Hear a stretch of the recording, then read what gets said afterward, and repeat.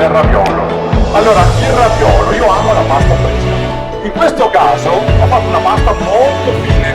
Attenzione, non è il classico raviolo dove la pasta è l'ingrediente principale. Qua l'ingrediente principale ce l'abbiamo all'interno.